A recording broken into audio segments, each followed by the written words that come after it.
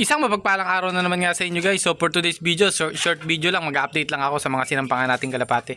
Saka pakita ko sa inyo, isasampa natin mamaya sa BBC. So araw ng Biyernes, January 18. So January 19, abangan na nga ng kalapate natin dahil nagsampa tayo ng derby. Isang ang sinampangan natin sa GRPC, dalawa.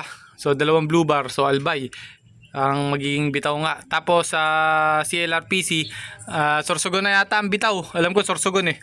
So dalawa din, dalawang checkered. So yun nga, good luck sa mga nagsampa nga kahapon. Tabangan na nga bukas linggo, araw ng linggo. So medyo mukhang ubusan na naman ng kalapate dahil nag-forecast nga ako. So nalalaman nga natin yung forecast, kaya nalalaman natin na masama yung panahon sa kung kailan bitaw. Testing nyo guys, ganito yung ginagawa ko. Tips lang sa mga newbie. At saka kahit sa mga veterano na syempre hindi alam yung ganitong technique, kaya nalalaman natin na masama yung panahon. So ginagawa ko, malayo pa lang yung linggo, nagpo-forecast na ako, nilalagay ko sa Google Chrome, tapos nilalagay ko forecast ng araw, kunwari January 19. So January 19 forecast Quezon. So ganun ginagawa ko, San Andres, Quezon or Naga or kung saan yung bitaw. So makikita nyo rin kung maulan, kung hanggang anong oras maulan. Yung forecast ko nga ngayon, kaninang maga, sa San Andres, Quezon, maulan. So mula umaga hanggang alas 2 yata ng hapon maulan. So hindi ko pansin eh, pero talagang pahirapan na magiging pauwian bukas. So sana mag-clock na lang sana yung apat na ibon nga natin. Ganun lang ginagawa kong diskarte sa paano malaman kung hard race or smash race or fair weather yung ibon nga natin kung kailan pawawalan. So ito nga yung isasampa natin sa BBC. Ayan. Kung napapansin nyo, ayan, naka BBC Youngbird. So JPRC Youngbird pala, tapos open race ng BBC. Ayan yung isa. Tapos ito yung isa. So binigyan na natin ng kaparis yan. So ayan, pagsasamahin na natin. So ganyan lang ang ginagawa ko bago ikarga. Pinagsasama ko na para hindi magitlog.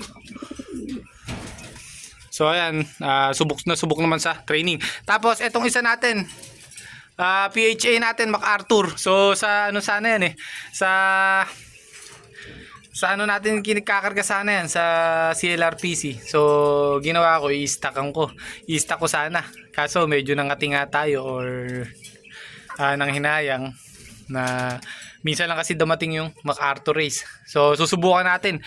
Isang huling hagis yan, Antipolo. So medyo dulo, kalagitnaan ng Antipolo, tapos nahinto.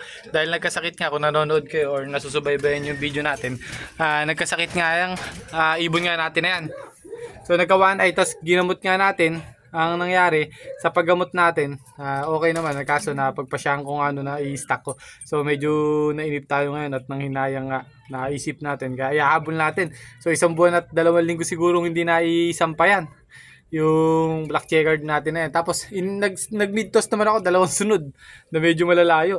Yung unang mid-toss nga natin dyan, kinabukasan ng tanghali umuwi. Tapos inulit ko rin sa dating mid-tossan natin. Saglit lang, nakauwi rin kagad. So sumabay na sa mga sinama nga natin mid-toss. So ayan. So maganda ibon yan. Ayan. So uli natin. Ay! So ang ganda rin ng katawan. So alam nyo na talagang kondisyon yung ibon.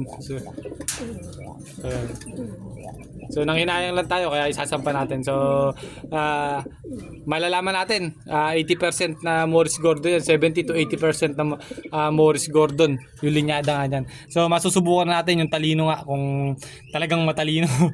Dahil walaan yung magiging diskarte nga natin sa kanya, walaan yung naging diskarte.